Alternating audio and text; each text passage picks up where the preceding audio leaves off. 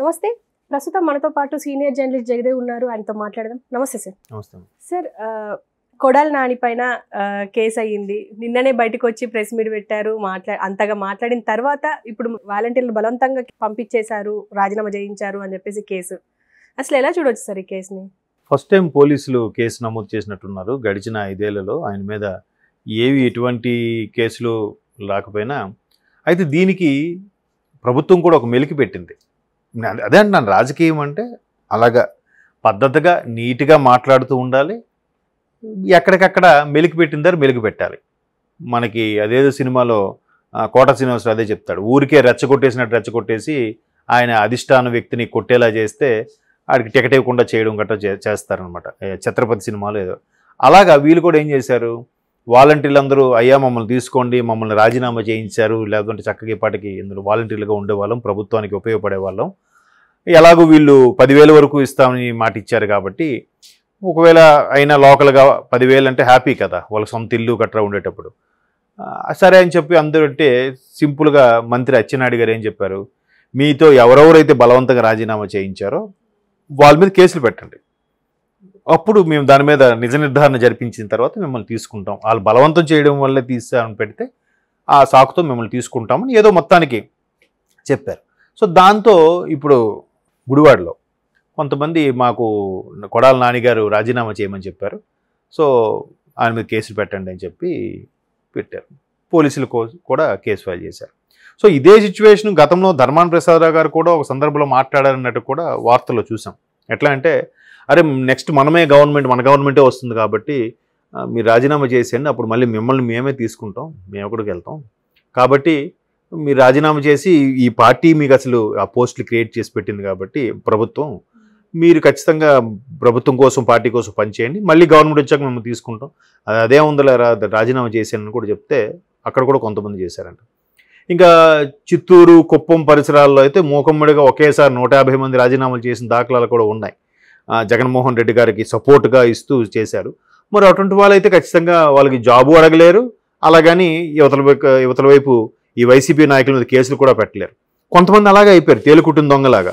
ఒకటి, రాజీనామా ఎందుకు చేశారంటే బలవంతంగా వాళ్ళు చేయించారని చెప్తే ఆ నాయకుడి మీద కేసు పెట్టాలి, లేదండి నేనే స్వచ్ఛందంగా చేశానంటే నువ్వు ఎందుకు స్వచ్ఛందంగా చేస్తే మళ్ళీ ఇప్పుడు ఎందుకు అడుగుతున్నావు అని అడుగుతారు గవర్నమెంట్.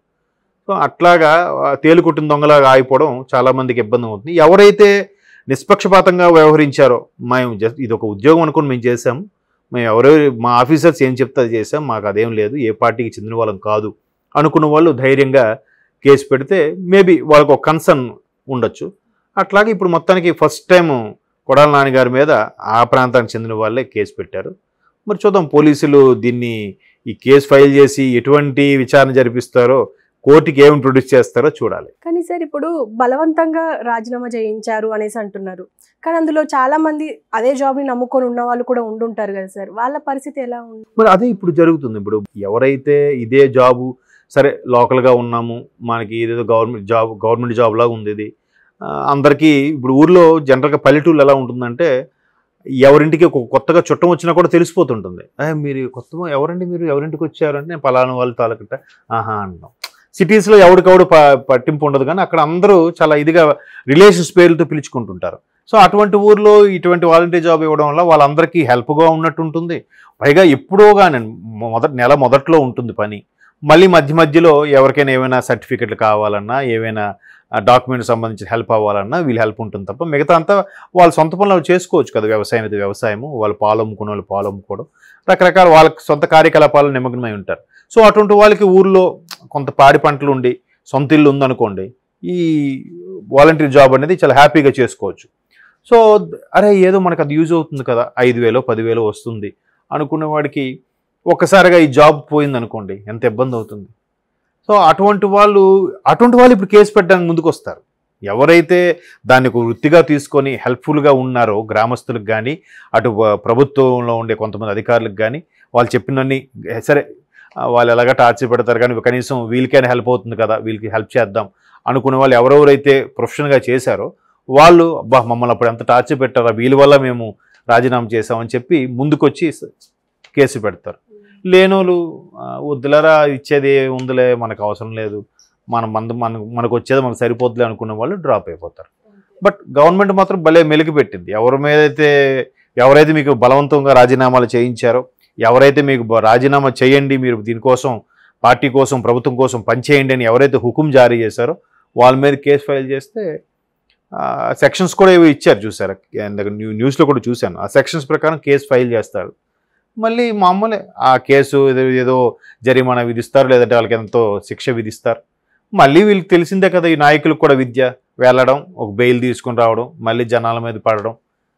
చూడాలి మరి, అంటే ఎంతమంది వీళ్ళ మీద కంప్లైంట్ ఇస్తారో. ఇంకా ఫస్ట్ కొడాల నాన్నగారి మీద ఇచ్చారని తెలిసింది, ఇంకా రాష్ట్ర వ్యాప్తంగా ఇంకెంతమంది నాయకుల మీద ఇస్తారో చూడాలి. అంటే వాళ్ళ రాజకీయ ప్రయోజనాల కోసం ఇప్పుడు ఉద్యోగులు ఎంత కాదనుకున్నా అవసరమా లేదా అనేది సెకండరీ, కానీ వాళ్ళని వాడుకున్నారు అని చెప్పుకోవచ్చా?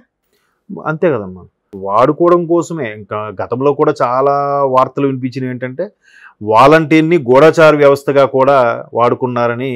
నేనడం కాదు, పవన్ కళ్యాణ్ గారు లాంటి వ్యక్తులు కూడా విమర్శించారు. ఎందుకంటే దానికి నాకు తెలిసిన కొన్ని లైవ్ ఎగ్జాంపుల్స్ కూడా నేను చూశాను నాకు కొంతమంది మిత్రుల్లో. ఎలాగంటే ఒక ఇంట్లో ఒక వ్యక్తి తాలూకా చిన్న కుగ్రామం, ఆ వ్యక్తి తాలూకా తల్లి ఆ ఇంటి యజమానుల తల్లి మరణిస్తే జనరల్గా అందరూ పలకరింపు పరామర్శకు వెళ్తారు కదా. వెళ్తే ఏమైంది, వెంటనే ఆ ఊరు టీడీపీ అతను వెళ్ళి ఆయనకి పరామర్శించడానికి వెళ్ళాడు. పక్క ఊరు ఎంపీటీసీ అతను వెళ్తే వెంటనే వైసీపీ వాళ్ళకి ఇన్ఫర్మేషన్ వెళ్ళిపోయాయి. నెక్స్ట్ డే మార్నింగ్ ఆ వైసీపీకి చెందిన ఒక 2-3 నాయకులు ఈయన ఇంటికి వచ్చేసి, ఏంటి నిన్న వాళ్ళు వచ్చారంట కదా టీడీపీ వాళ్ళు, నువ్వు అటువైన పార్టీ షిఫ్ట్ అయ్యే అవకాశం ఉందా, ఎలా అయితే నీకు చాలా ఇబ్బంది, నీకు పథకాలు ఏం రావు అని. మరి వీరింటికి వచ్చినట్టుగా ఎవరు చెప్పుకుంటారు? మ్యాక్సిమం వీళ్ళే. బాబు ఏంటి అంటే వీళ్ళని అలా కూడా వాడుకున్నారంట. అంటే నేను అన్నాను, మీ పక్కింటోళ్ళు ఎవరో చెప్పు ఉండొచ్చు కదా. లేదురా, మా పక్కింటోళ్ళు అందరూ కూడా మాకు ఫేవర్గానే ఉంటారు, అలాగే ఉండదు. పైగా మా రిలేషన్ వాళ్ళు, ఇటుపక్క బాబాయాలు, ఇటుపక్క మా చింతాతే వాళ్ళు, ఇంకెవడు ఇక్కడ బా గురించి అన్నీ తెలిసి ఇన్ఫర్మేషన్ అంత ఇచ్చేది ఆ వాలంటీర్ గాడే, వాడే ఇస్తుంటాడు అన్నట్టుగా చెప్పారు. అంటే వాళ్ళు వైసీపీ వాళ్ళే, జస్ట్ టీడీపీ వాళ్ళు వచ్చి పరామర్శ. ఇప్పుడు ఊర్లో అన్నాక, పక్క ఊర్లో అన్నాక ఏవి ఉంటాయి కదా, రాజకీయ నాయకులు అన్నాక అందరితోనే నమస్కరిస్తూ హ్యాపీగా వెళ్ళిపోవాలి. లేదు నేను ఓన్లీ వైసీపీలతో మాట్లాడి టీడీపీ వస్తే ముఖం తిప్పేస్తా, ముఖం చాటేస్తా అంటే అది రాజకీయం కాదు. నచ్చినా నచ్చకపోయినా ఏమయ్యా బాగున్నారా, ఏంటి అని పలకరించాలి కదా. సో అట్లా గూఢాచారులా కూడా వీళ్ళు వ్యవహరించారని. ఎందుకంటే మా పిన్ని గారు అవుతారు లాంగ్ రిలేషన్, ఆవిడకి కూడా అమ్మ మీరు ఈసారి ఖచ్చితంగా ఫ్యాన్కే వేయాలి, వేయకపోతే మీకు నెక్స్ట్ పెన్షన్ రాదు, మీరు ఎవరికి ఓటేసారు కూడా మాకు తెలిసిపోద్దని చెప్పారు. ఆవిడ ఒకరోజు వన్ ఫైన్ డే నాకు చెప్పింది, ఏంటమ్మా ఫోన్ ఎత్తట్లేదంటే, ఇలాగ మీటింగ్ రమ్మన్నారు, ఇల్లేను బా చంపేస్తున్నారా ప్రతిసారి రమ్మని. ఏంటంటే అప్పుడు ఇవన్నీ కక్కిందనమాట ఆవిడ. ఇట్లా ఓటు అయిపోతే మాకు నెక్స్ట్ పెన్షన్ రాదంట కదా. ఆవిడ పాపం భర్త లేడు, కొడుకు కూడా చనిపోయాడు పాపం వితంతు. అంటే అలా కూడా జడిపిస్తున్నారంట వాలంటీర్లు, ఇంటికి వచ్చి ఇచ్చి మీరు ఇవి దీనికే వెయ్యాలని. సో అట్లా ఎవరెవరైతే చేశారో వాళ్ళందరికీ మళ్ళీ అవకాశం ఇవ్వకూడదు. లేదు మీరు అనుకున్నట్టుగా అదే వృత్తిగా అనుకున్న వాళ్ళు, దైవంగా భావించేసిన వాళ్ళకి మాత్రం ధైర్యంగా వాళ్ళ మీద కేసులు పెడితే వాళ్ళకి ప్రభుత్వం ఆసరాగా ఉంటుందని అనుకుంటున్నాను. చూడాలి మరి.